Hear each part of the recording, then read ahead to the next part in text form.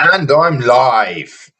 We are here again tonight for the United Lens look at whether the Afcon is going to ruin tomorrow's game.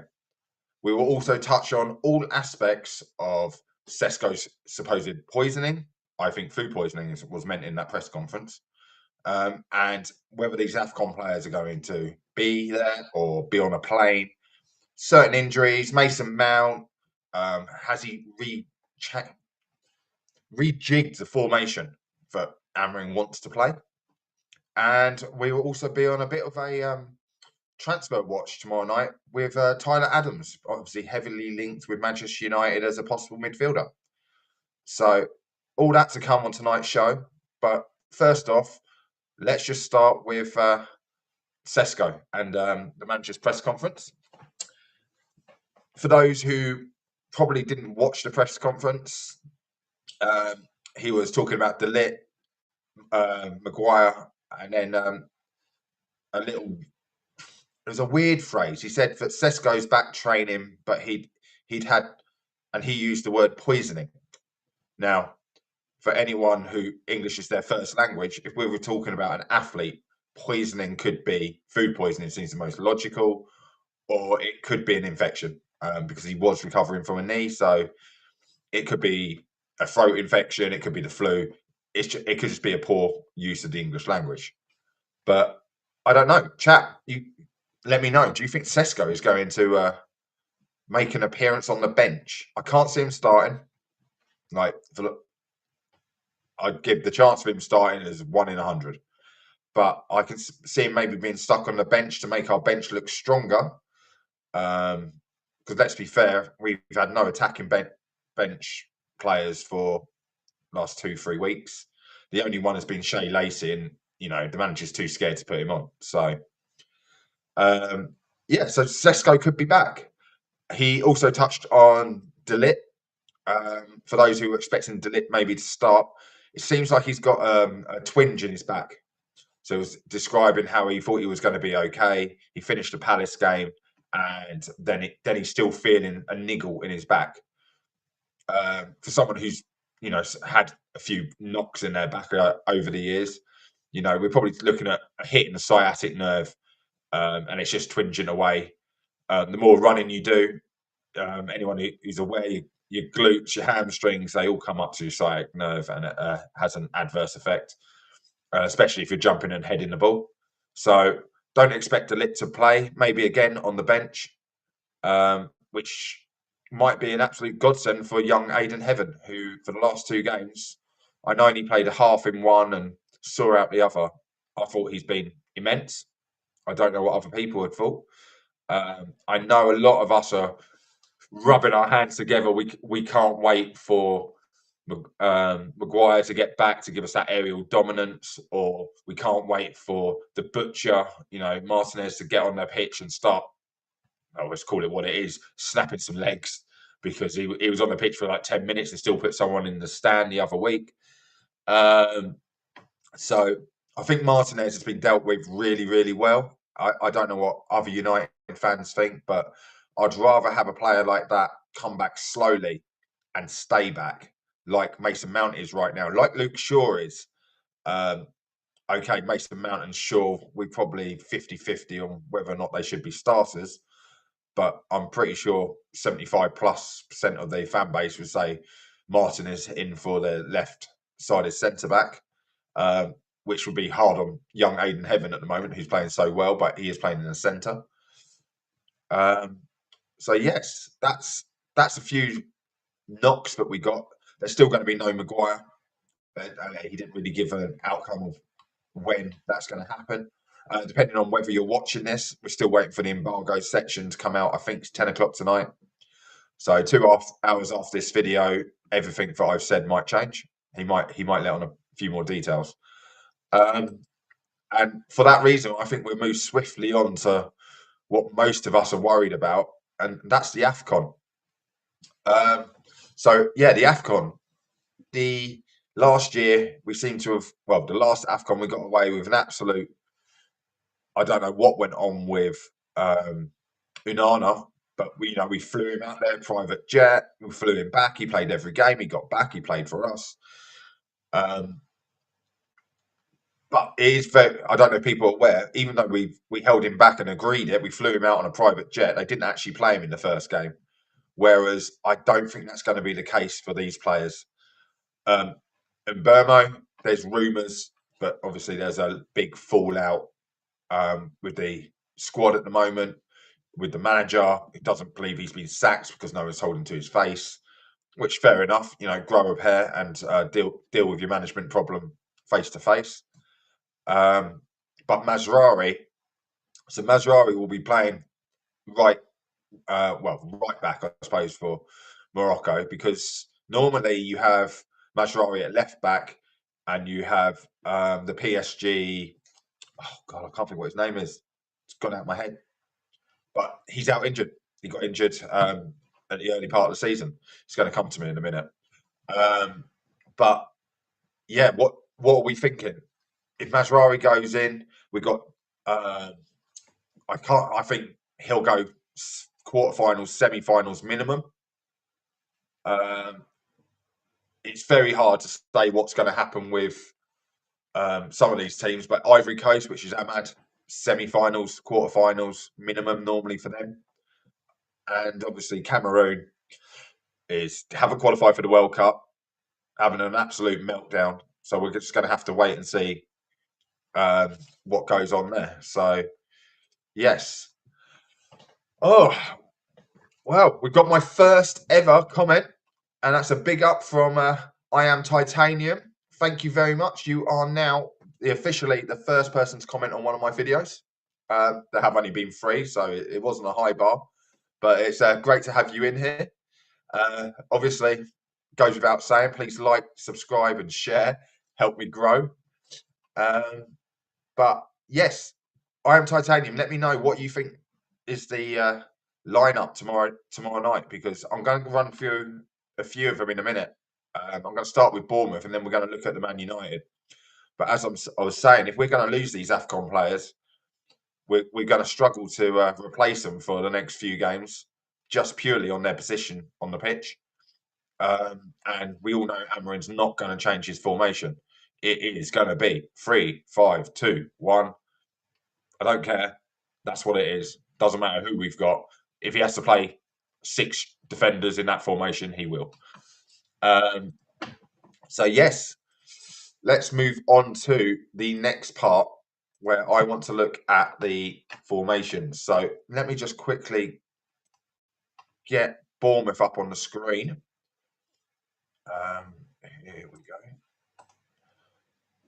So I am expecting this as the formation for Bournemouth, which some people might find a little bit weird. Let's see if I can make that a little bit bigger.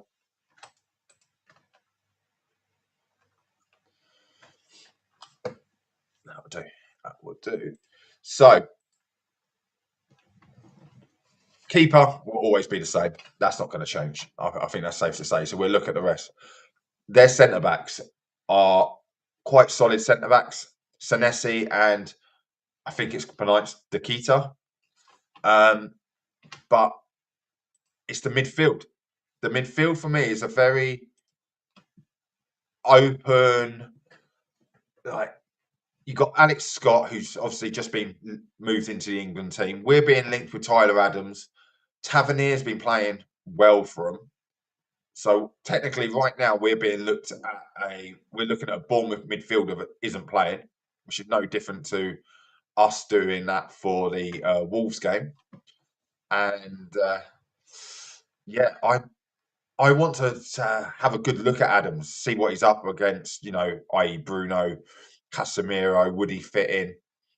But so far, we've been let down with the Wolves game. He was suspended, so he didn't play. And we cut through their midfield like a hot knife. And I'm hoping we do the same. Now, their problem players for me is going to be Kluivert. Everyone talks about Semenyo, but Kluivert is different. He's just a different breed of football. He's the most Dutch player I think you could find in current football at the moment in the Premier League. Gets the ball, go left, right. He's totally different, obviously, to his dad, but he wants to get the ball. He drives forward. Cunha-esque, I'd say. Um, but right now, I suppose all eyes are on Semenyo. Um, I'm going to put it out there. I don't think United go in for him. I think we're being used as fuel on the fire for the transfer move. I also don't think Manchester United need him. He's not a left wing back. And he also he's more of a front three player. I know they're playing him as a third 10, the left sided 10. When you check his stats, they put him down as a right sided 10. And I know I was on Tactical Devils and we were talking about this when the transfer news broke. And Jarvis was looking at his stats, and it very rarely had him on the left. But most of the team news and Bournemouth fans I know says that he's their left attacker. Evan Nilsson up top, or Evan Nilsson. I don't know how you pronounce it. Evan Nilsson could be anything. I remember the days when everyone's names was Jones, Smith. The hardest name we had as a Man United fan was Kanchelskis or Pavlovsky. But some of these names I struggle with now.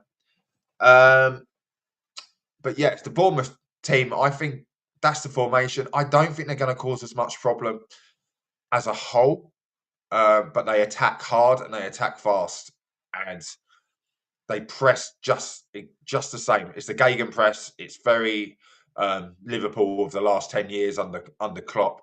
But the thing with Bournemouth, if you beat their press, you score 9 times out of 10. They go all or nothing. So they sort of striker dictates when they press, then the next 3 go with one of the holding midfielders, and it leaves space in behind for us to exploit with our 10s. So, yes, the Bournemouth team, we don't really need to talk too much about it, but I would like to move on to actually the potential. We've got 2 different potential 11s coming from me tonight. I'm going to start with the expected. I think most people would expect us to not change from the last game. I think that's safe to say. And we'll see what we have here. So, again, Lamens will be in goal. That's how we started in the last game. So, before going to that, Adams is tiny. We shouldn't sign him. Titanium, I totally agree. That's one of the things I'm looking at. But a small player, it's funny enough, I had a friend who was let go from Bournemouth for being too small. So even though he was a striker, scored the most goals and had the most assists for 2 seasons on the trot, they let him go for being too small. I think times have changed. If he can cover the ground and he gets the tackles in and he wins the ball back, no one talks about Makalele's height. No one talks about Kante's height. It's about whether you do the job. And if you're doing the job, you're big enough and you're ugly enough to play there. So, but it is a valid point. We need height in our midfield. And if we did sign Adams, then the 8 needs to be a sort of 6'4", dare I say, a McTominay type size player to come in. So yes, looking at this, Cunha up top, not necessarily my choice, but it's the expected choice. But I still rather have Cunha over Xerxes. He done a lot of running around. I hope he learnt from that and can run forward rather than sideways and backwards. If he's going to play in the 9, even if it is a false 9, before anyone comes at me for that. And Burmo, he's fallen off the pace recently, and I don't know what it is. It's like the international stuff is. Someone pointed out to me he fell off when they failed to qualify for the World Cup. Now that he knows he's not going to be in the World Cup in the summer, and he sort of just needs a couple of goals, get his confidence back. Maybe Bruno can let him have a penalty or something, and just get him scoring. Ahmad still right wing back. I think he's the manager's choice, but I don't mind him there with Mazraoui behind him, because Mazraoui knows how to play that role. He also knows Ahmad's defects, shall we say, not tracking back, but being a right back by trade, he doesn't let that space get too big. Whereas in the last few weeks, we've seen the manager having words with De Ligt and with Euros sort of the words to the effect of "I'm left too wide open," from where he's attacking and staying too high and not dropping back when the ball's on the other side of the pitch. Aiden Heaven, I think I've already said it. I think he's been quality for the last 2 games. I didn't expect it. People are going to say the quality of the teams we're playing against, and I'm going to touch on one of them in a minute. But he's done what's been asked of him. He's got stuck in the tackles, got a yellow card, I think in both games. And he hasn't really put a foot wrong. He almost got caught out, letting the player get wrong side of him. I saw a few ex-pros saying. But the funny part of that is neither of those ex-pros who were criticising where he could have got exposed were defenders. If the goal is to my left and the player is to my left, he is offside. So all I've got to do is push him in that direction and he's ahead of me. So it's a dangerous way of doing it, but we all do it on free kicks now. We push the player back towards the box, and that's where we go from there. So yeah, Dallo on the left and Bruno. Well, those two run around the pitch holding hands the best they can. They are definitely best of mates. They're probably godfather to each other's children. I need, as we see Bruno right now, him and Casemiro need to just keep moving together in that. Just stay parallel. I don't care if it's parallel like that, but they need to be covering the same space. Because right now they keep coming over into each other's. Well, it's more Bruno coming over and occupying Casemiro's space, leaving us exposed. So you can imagine if I was to move Bruno from where he is over to Casemiro, that creates this big gap here, and you'll see that cross field run with the ball from a lot of teams. So just something to look out for when we play. But deliberately held off on talking about this guy right here. I was a big Mason Mount fan when he was at Chelsea. I thought he could do a lot for us. I thought also a potential signing coming in who he plays with, the two of them dovetail together really well.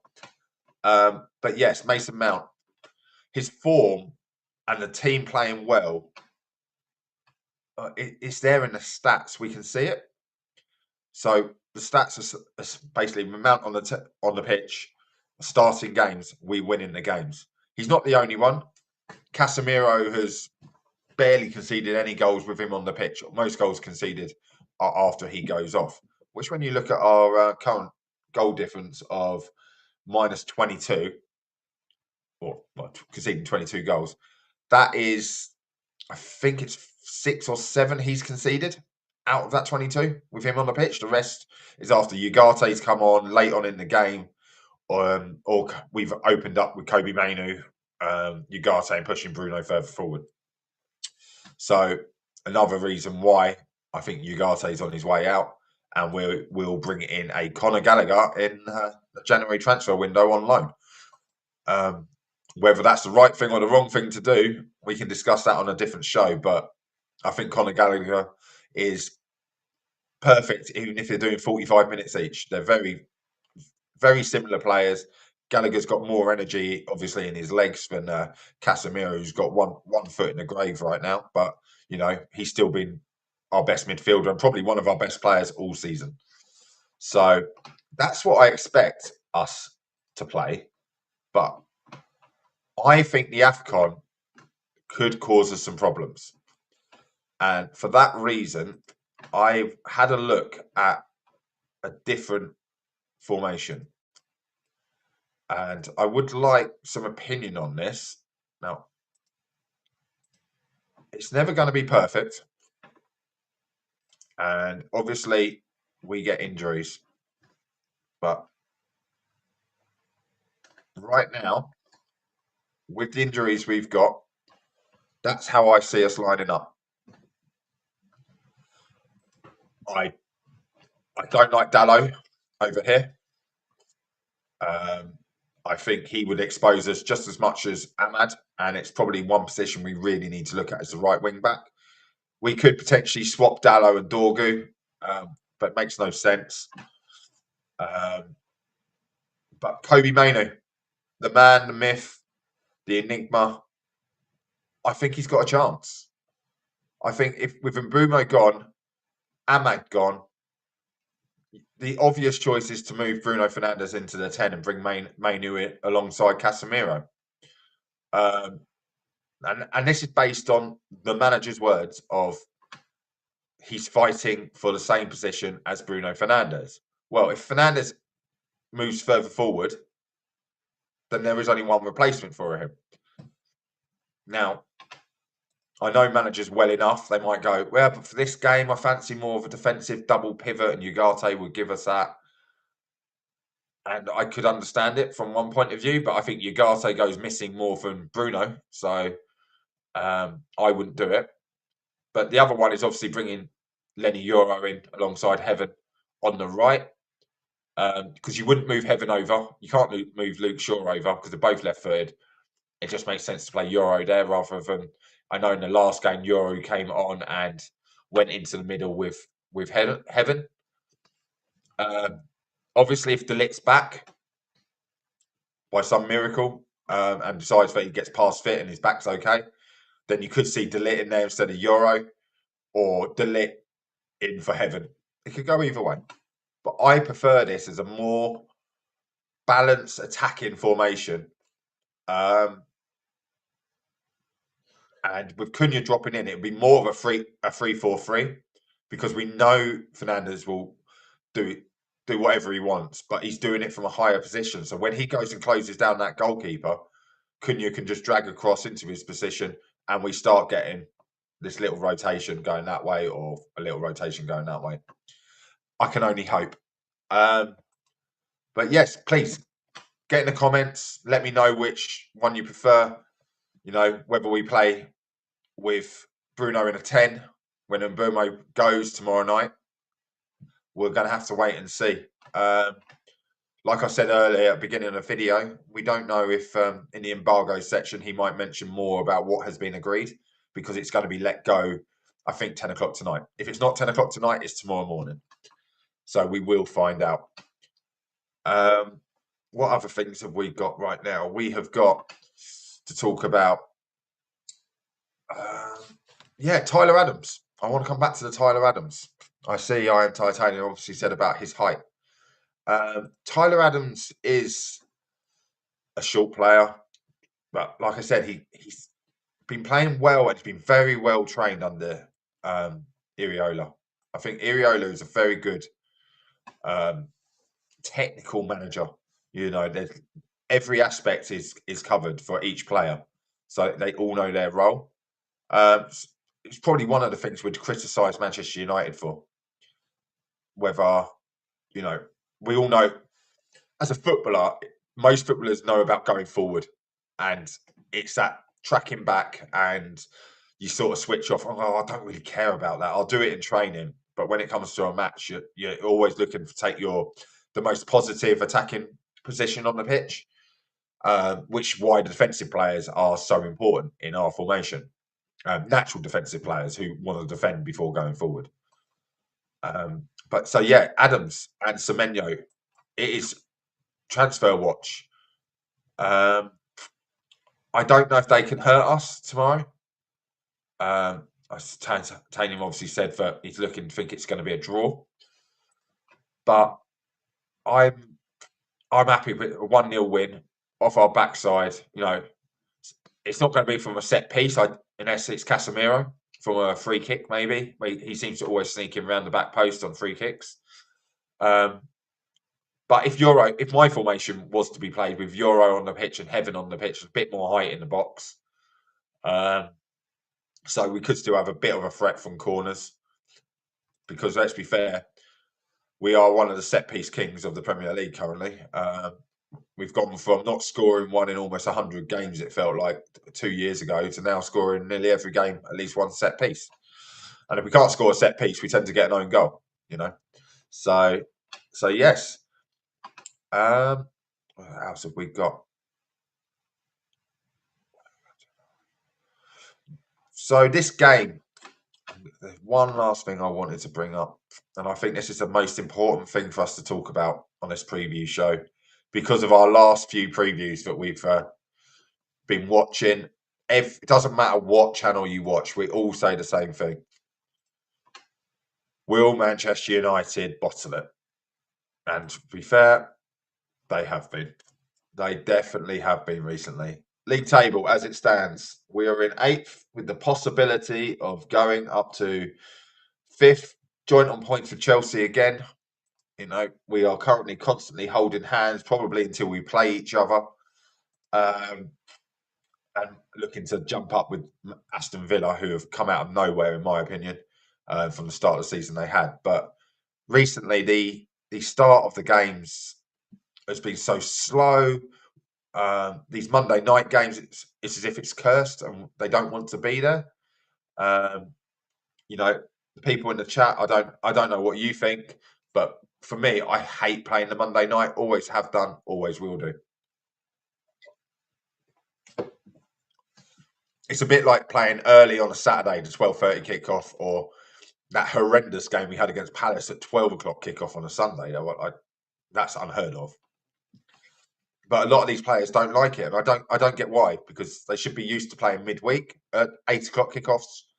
You know, dare I say Tuesday or Wednesday nights? That's the dream at the moment. But every Thursday we've been playing 8 o'clock kickoffs for how many years now? So it's not because it's an evening kickoff. It's got to be because of the pressure. The pressure to come up to 12th. From to 4th from 8th. It's nothing, but a point. It's not going to help us out at all.